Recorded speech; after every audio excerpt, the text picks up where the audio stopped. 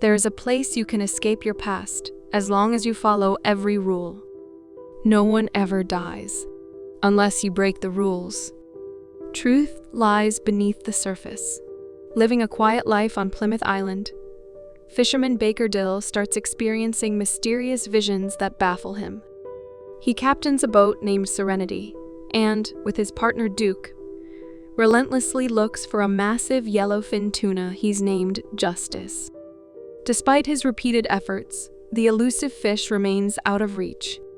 In the meantime, he engages in an intimate relationship with a wealthy town woman named Constance, who supports him financially.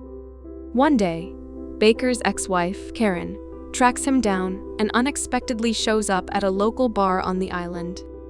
She calls him as John Mason and reveals the distressing situation with her current abusive husband, Frank. She explains that their son, Patrick, is deeply frightened by the constant fighting and spends endless hours escaping into his computer. Karen offers Baker $10 million to kill Frank by throwing him overboard during a fishing trip.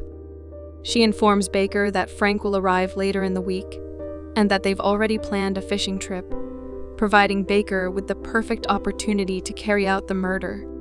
Baker laughs off the idea.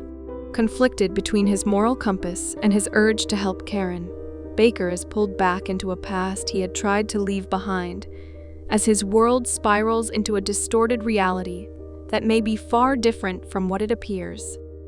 Frank soon arrives on the island to join Karen for the vacation. That evening, he engages in aggressive, intimate acts with a scared and helpless Karen. The next morning, Frank offers Baker $10,000 for a fishing trip, which Baker reluctantly agrees to since he and Duke need money to repair their boat. During the trip, Frank mentions how Patrick spends all his time playing a video game, where he controls a fisherman trying to catch fish from a boat.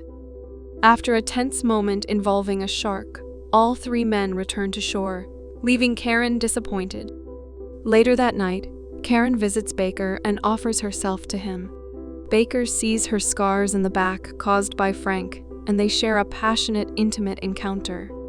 Afterwards, Baker agrees to her plan to kill Frank, but insists on meeting Patrick in return.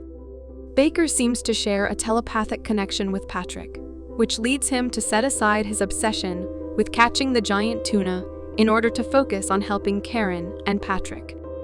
A businessman named Reed Miller approaches Baker, claiming to be a sales rep for a fishing equipment company, and offers him a free fish tracker. However, during their conversation, Reed accidentally reveals that Baker is actually a character in a video game that Patrick is playing.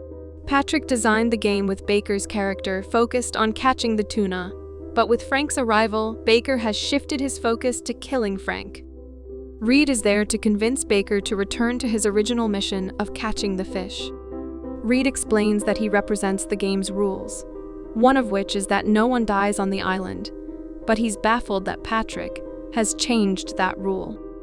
Later, Baker examines the island maps and notices they lack details about the rest of the world.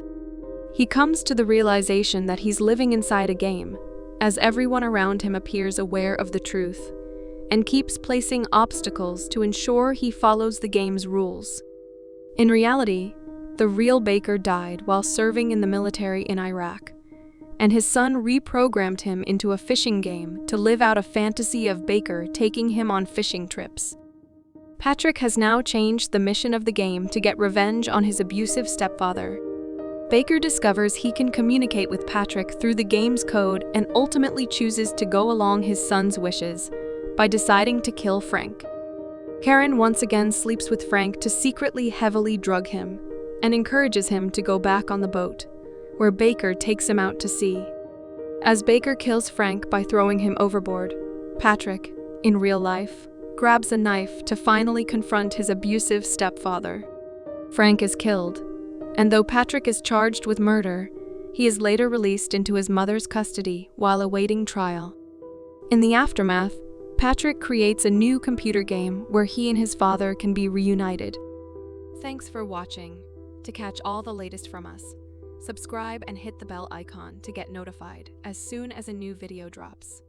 We'll see you in the next one.